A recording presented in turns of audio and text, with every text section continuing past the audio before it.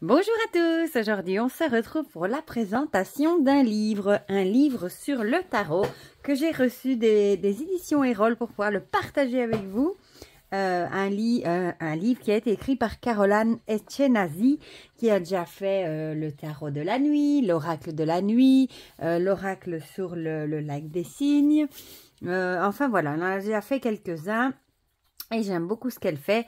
Et ici, ben, elle a demandé à ce qu'on m'envoie du coup le livre qu'elle a écrit et qui a l'air très chouette. Je suis trop contente. Donc c'est le livre Les 5 chemins spirituels du tarot, 60 jours pour transformer sa vie au fil des 78 lames. Donc c'est un livre, vous l'aurez compris, pour entamer un chemin spirituel, un voyage vraiment intérieur. C'est vraiment un livre de développement personnel pour poser un regard plus lumineux sur ce qui nous entoure. Et du coup, c'est un livre qui va revisiter les 78 arcanes du tarot. Et ça, c'est vraiment très chouette. Voilà, et j'adore la couverture. Donc, je vais vous lire ce qui est écrit au dos. 60 jours pour vivre une transformation spirituelle. Entreprendre un cheminement spirituel, c'est réaliser une odyssée intérieure.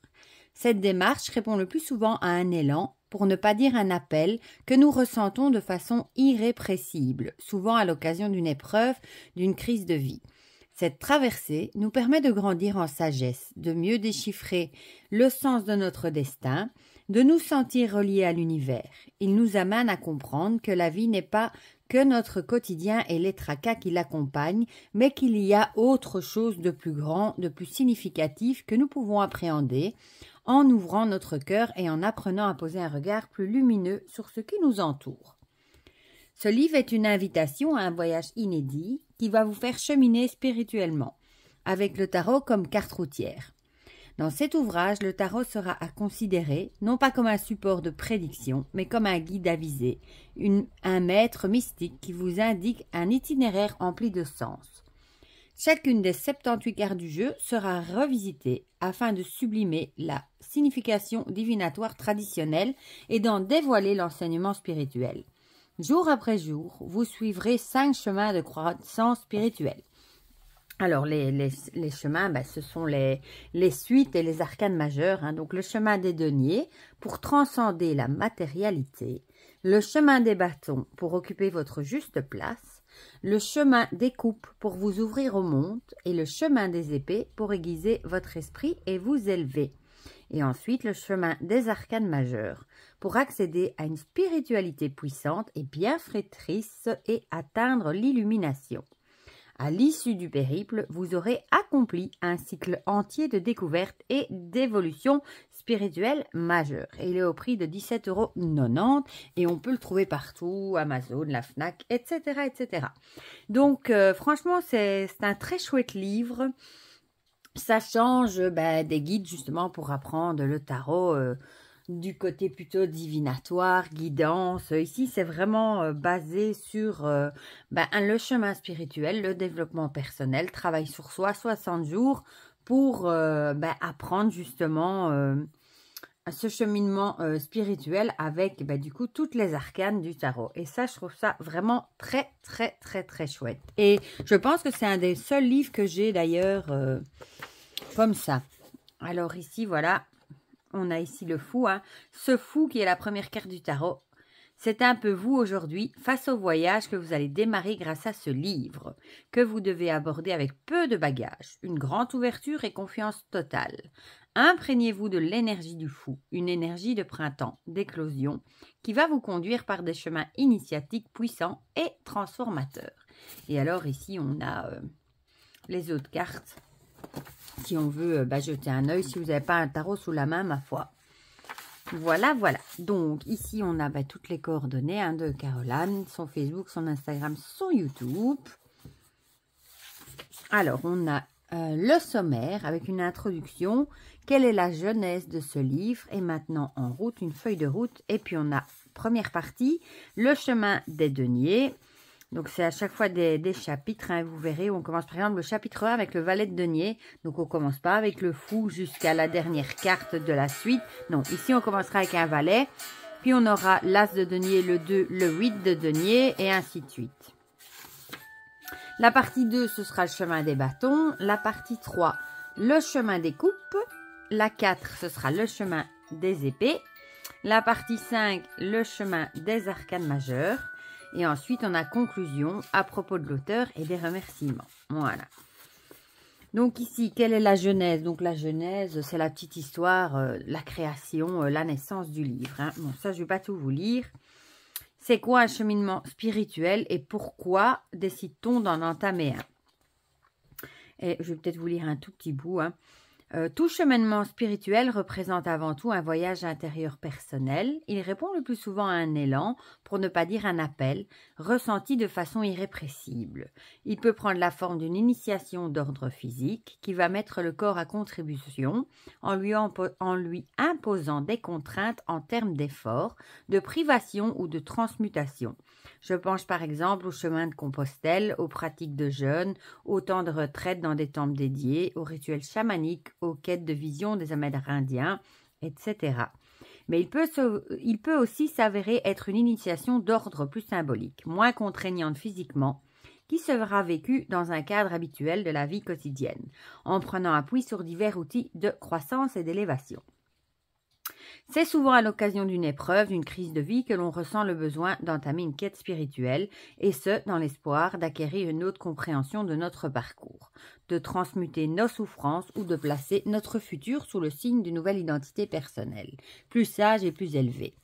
Ce moment difficile que l'on traverse va alors agir comme un déclic, nous poussant soudain à vouloir plonger à la façon d'Alice de l'autre côté du miroir, pour y percevoir notre destinée sous un angle inédit et pour lui apporter une nouvelle dimension d'incarnation. J'adore, c'est bien expliqué. Et j'adore le petit clin d'œil à Alice au Pays des Merveilles. Dans l'inconscient collectif, nous avons tendance à confondre spiritualité et religion. Ces deux notions sont pourtant différentes. Certes, la religion, qui est l'appartenance à une église et à une foi spécifique, traite de spiritualité. La recherche même souvent invite l'âme à suivre des préceptes qui ont effectivement une teneur spirituelle. Néanmoins, il est tout à fait possible d'entamer un chemin spirituel qui ne s'apparente à aucune religion, mais se donne simplement pour but de nous aider à atteindre un état d'éveil de transfiguration. Ce périple personnel nous permet alors de grandir en sagesse, de nous sentir reliés à l'univers, de mieux déchiffrer le sens de notre destin, d'apprivoiser aussi l'idée de notre propre infinitude. Il nous amène ainsi à comprendre que la vie n'est pas que ce quotidien que nous expérimentons. Ce fameux travail, famille, facture ou métro, boulot, dodo, hein, vous connaissez bien. Moi, je connais plutôt cette expression-là, qui forme souvent notre réalité journalière. Mais qu'il y a autre chose de plus grand, de plus haut, de plus significatif que nous pouvons appréhender en ouvrant notre cœur, en élevant notre esprit et en apprenant à poser un regard plus lumineux sur ce qui nous entoure, tant au niveau matériel qu'au niveau immatériel. Alors ici, elle nous explique comment elle a entamé son cheminement spirituel. Quelle est la structure du tarot traditionnel? Là, elle va nous d'abord les deniers, les bâtons, les coupes, les épées, puis les majeurs. Hein. Ça, c'est vraiment la structure des 5 parties du tarot. Hein. Pourquoi mêler tarot et cheminement spirituel? Parce que justement, ainsi que je l'ai mentionné plus haut, le tarot est un objet spirituel à part entière. En plus de son aspect divinatoire qui permet de tracer les grandes lignes du futur et de sa dimension de développement personnel, qui permet d'affiner l'intuition et de mieux se connaître, il forme dans sa structure et sa conception même un cheminement de spiritualité parfaitement cohérent et complet. Ce cheminement par la carte du fou qui ouvre le cycle des arcanes majeures et représente tous les débuts, tous les potentiels pour arriver à la carte du monde. C'est vraiment l'histoire du fou, hein, comme on l'explique souvent que c'est le fou qui va parcourir toutes les arcanes majeures. C'est son périple pour arriver à la fin à l'arcane du monde et puis du coup recommencer de nouveau son travail du début. C'est vraiment le voyage initiatique du fou, voilà. Ainsi, le tarot constitue une feuille de route fiable et balisée pour nous guider durant tout notre périple en nous offrant des haltes inspirantes bien définies et aisément intégrables. suivi successivement les 5 sentiers qu'il nous propose. C'est passer du fou au monde. C'est nous reconnecter à notre spiritualité intrinsèque. C'est donc vivre une transformation profonde qui ouvre de nouveaux horizons, nous amène à voir la vie sous un jour différent, totalement transcendé. Voilà. Qu'est-ce qu'on ne trouvera pas dans ce livre? Donc, ce livre n'est pas un guide pratique pour apprendre à tirer les cartes de manière divinatoire. C'est ce que je viens de vous dire il y a 2 minutes. Et ce n'est pas non plus un ouvrage à dimension religieuse ou dogmatique épousant tel ou tel courant de pensée. Du coup, qu'est-ce qu'on va trouver dans le livre? Ce livre est une invitation à un voyage inédit qui va nous faire cheminer spirituellement et qui aura comme carte routière le tarot. Au fil des pages, le tarot va donc nous servir de base de travail à la structure fondatrice et au visuel puissant, autant qu'évocateur. Il sera à considérer ici non pas comme un support de divination ou de développement, mais comme un guide avisé, un maître mystique qui indique un itinéraire empli de sens. Chacune des 78 cartes du jeu sera revisitée afin de mettre en évidence son enseignement spirituel en s'appuyant sur sa signification tarotique traditionnelle. À l'issue du périple, nous aurons accompli un cycle entier de découverte et d'évolution. Une petite minute, je vais juste aider ma petite Maya à sauter dans le fauteuil. Voilà, parce qu'elle ne s'est pas montée toute seule dans le fauteuil. Ma pauvre petite bobonne. Donc, à qui s'adresse ce livre? À ceux qui ont le souhait d'entamer forcément un chemin initiatique. Faut-il bien connaître le tarot pour lire ce livre? Non, absolument pas. C'est vraiment, vous pouvez très bien débuter votre chemin spirituel avec un tarot que vous avez ou vous basez sur les images qu'il y a là. Mais ça doit quand même être plus gai d'avoir un tarot sous la main. Donc, il n'est absolument pas requis de connaître quoi que ce soit à l'histoire, au fonctionnement, aux significations habituelles des cartes pour aborder ce livre. Mais si à l'inverse, vous connaissez déjà bien les rouages du jeu, cela ne vous en rendra le cheminement avec les cartes que plus agréable puisque vous serez déjà en territoire connu. Dans les 2 cas, abordez le périple avec la certitude qu'il va se dérouler en douceur et avec facilité. Faut-il avoir un jeu de tarot pour lire ce livre? Voilà, c'est ça que je vous disais, non, il n'est pas nécessaire d'en avoir un. Les illustrations que nous vous proposons dans les pages qui suivent vous serviront de support visuel pour comprendre les différents enseignements spirituels.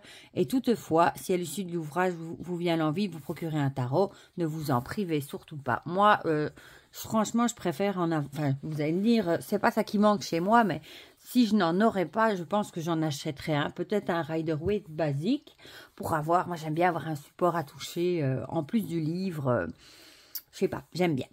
Donc, quel jeu de tarot allons-nous utiliser dans ce livre?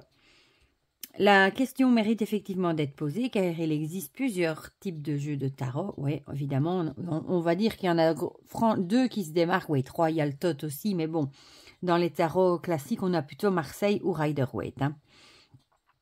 Et ici, elle nous dit qu'en effet, le Marseille n'a pas de... Les suites mineures ne sont pas illustrées. C'est ce jeu, et du coup, le Rider-Waite-Smith propose des scénettes, ça, vous le savez, je vous l'ai déjà dit aussi, et puis vous le savez, sur les mineurs, et du coup, c'est ce jeu-là qu'ils vont utiliser en s'appuyant sur les illustrations originales de Patricia Coleman Smith. Donc, comment utiliser ce livre? Ce livre vous propose un voyage complet constitué de 5 chemins spirituels qui se déroulent au long de 60 jours avec, chaque jour, la découverte et l'étude spirituelle d'une nouvelle carte. Les 60 cartes étudiées seront les 10 cartes numérotées des deniers, les 10 cartes des bâtons, les 10 de coupe, les 10 des épées et ensuite les 20 arcanes majeurs allant du magicien au jugement. Voilà. Les 18 cartes restantes du jeu nous serviront de marqueurs de route. Nous verrons ça plus en détail dans le segment feuille de route. Pour le timing, à votre convenance, soit vous pouvez avoir un rythme journalier, étudier une carte par jour, ou alors, moi ce serait plutôt mon cas, je crois, un rythme hebdomadaire, une nouvelle carte par semaine, ou plutôt quand j'ai le temps, je vais dire. Ça se peut que le lundi, j'ai le temps, j'étudie une carte. Mardi, je suis overbookée. Mercredi aussi, je recommence le jeudi. Enfin, voilà, vous voyez l'idée. Vous pouvez vraiment le faire à votre aise, quoi, en fait. Voilà. Donc, à propos de la pop culture, et maintenant, en route. Alors, la feuille de route. Voilà. Et ici, elle nous dit, avant d'entamer les 5 chemins spirituels du tarot, je vous propose d'établir une feuille de route juste pour poser les bases de notre voyage.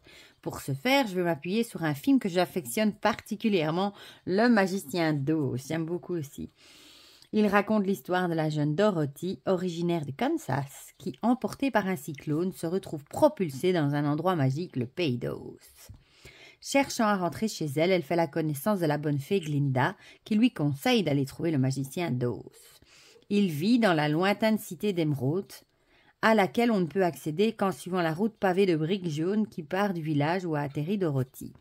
Pour l'aider dans son périple, Glinda lui offre une paire de souliers magiques et la fillette se met en route. Durant le trajet, elle fait plusieurs rencontres initiatiques, celle d'un épouvantail qui se croit bête, d'un homme en fer blanc qui se pense sans cœur et d'un lion qui se juge poltron. Elle croise aussi le chemin d'une méchante sorcière et d'horribles singes volants. Mais à terme, elle parvient à la cité d'Émeraude, rencontre le magicien et surtout comprend que depuis le début, le vrai pouvoir et la vraie magie étaient en elle et qu'il était vain de les chercher à l'extérieur. Fort de cette leçon, Dorothy peut enfin regagner son Kansas natal. Considérons que nous sommes nous aussi propulsés dans un pays inédit, armés de notre motivation et de notre soif de découverte spirituelle qui forment nos souliers magiques. Nous avons devant nous, comme Dorothy, une longue route aux briques étincelantes qui va serpenter dans 5 territoires d'apprentissage différents et nous permettre, à l'autre bout du parcours, de parvenir à la cité d'Émeraude métaphorique. Pour symboliser ce point de départ, nous allons utiliser la carte du fou. Voilà, bon ici du coup elle va vous expliquer ce que raconte l'image du fou, sa signification traditionnelle dans le tarot, la portée spirituelle du fou. Et le point d'arrivée, ce sera le monde. C'est vraiment l'idée du voyage initiatique du fou à travers toutes les arcanes pour finir son étude, son voyage dans l'arcane du monde. Voilà. Donc ici, pareil, portée spirituelle, voilà. Les 4 parties, les 5 parties, mode d'emploi pour chacune des cartes, en place sur la ligne de départ. Et on commence dans la première partie avec les deniers pour transcender la matérialité. Voilà. Donc ici, elle va nous expliquer un petit peu. Et alors, on va commencer avec le valet de denier en 3 étapes. Le valet de denier nous montre un jeune homme qui se tient dans un paysage calme et reposant. Dans ses mains, mais comme s'il osait à peine le toucher, un denier d'or, représentant la phase de l'apprivoisement de la matière. Le valet va gouverner les cartes As, 2 et 8 de denier. Durant ces 3 premières étapes, nous allons apprendre à créer, à jongler avec la vie et à mieux comprendre notre vocation. Voilà. Et du coup, on commence avec le premier jour, avec l'As de denier, l'instant de la création. Et vous voyez, il y a de quoi lire. Donc, je vais vous lire du coup, juste pour celui-ci, comme ça vous verrez un petit peu ce que ça propose. Donc, l'As de denier, l'instant de la création. Bon, la carte, vous la voyez, on la connaît tous, quasiment. Ce que raconte l'image. Une route jaune tient un peu comme celui du magicien d'Oz, nous conduit à travers un jardin fleuri luxuriant, jusqu'à un portail végétal qui laisse entrevoir de l'autre côté des montagnes majestueuses. Au-dessus du jardin jaillissent des nuages. Une main auréolée de lumière nous présente une pièce d'or gigantesque. Nous l'offre-t-elle d'or et déjà, ou nous la promet-elle dans un futur proche en récompense de ce que nous aurons su créer? La signification traditionnelle de cette carte de tarot. Comme tous les as du jeu, l'as de denier représente le début de quelque chose, les nouveaux départs, les opportunités, les potentiels d'une situation. Ils seront ici en rapport avec tout ce qui est matériel. L'as de denier est aussi une carte qui invite à agir sur la matière. Elle est un signal de départ, un starter. Il faut prendre les choses en main, apprendre à matérialiser ses rêves et ses ambitions. En d'autres termes, il faut créer. L'enseignement spirituel et le pouvoir de transformation de la carte. Avec l'as de denier, tout est à entrevoir sous un aspect créatif, presque maïeutique. Il s'agit de donner naissance à une idée, à un projet, à un nouveau soi, à une nouvelle façon de penser ou d'être. Tout recommence chaque matin, tout peut être réinventé, tout doit même l'être. L'as de denier nous invite à créer, mais non pas à la façon d'un artiste dans un but esthétique ou une expressionniste. Il ne s'agit pas de produire une œuvre ou un objet artistique, même si ça peut être aussi le cas. Le but est bien plutôt de créer à la façon d'un dieu, rien que cela.